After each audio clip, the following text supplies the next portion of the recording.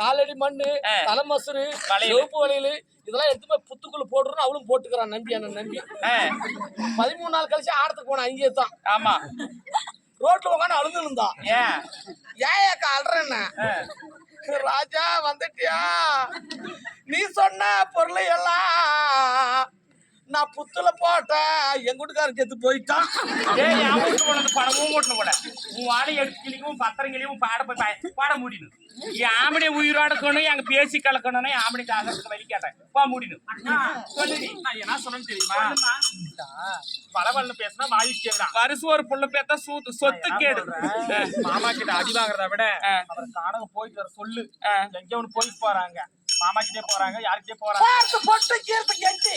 அப்ப போறது ஆம்பளை கேறது கட்சியில யாரு ஆம்பளை காணங்க போய் சேர்த்துட்டா எங்க 100 கேட்டியா நான் தானே சகிலிப்பட்டி கூலி வருது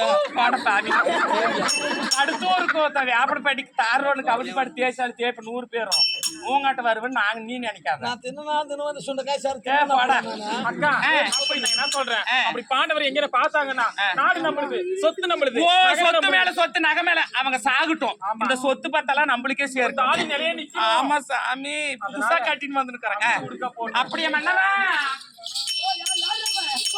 மன்னவாரே உங்கள் பொற்பான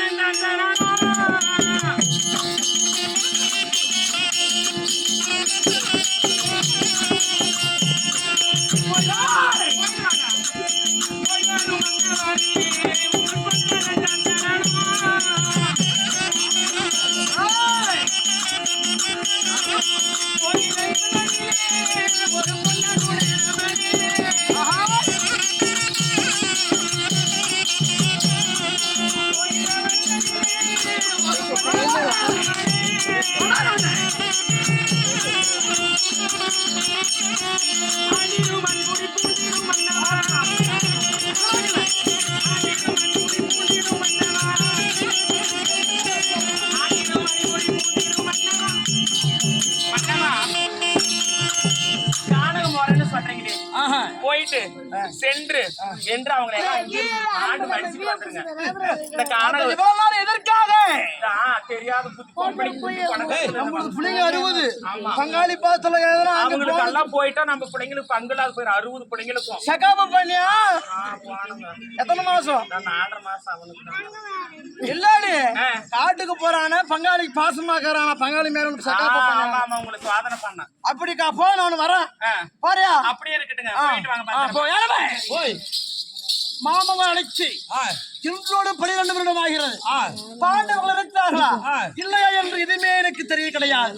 அதனால் மாமாவை அழைத்து பாண்டவர் இருக்கிறாரா இல்லையா என்று தெரிந்து அதற்கு பிறகு தகுந்த புத்தியை சொல்வார். அதன்படி நாம் பார்க்க வேண்டும். போலாமா?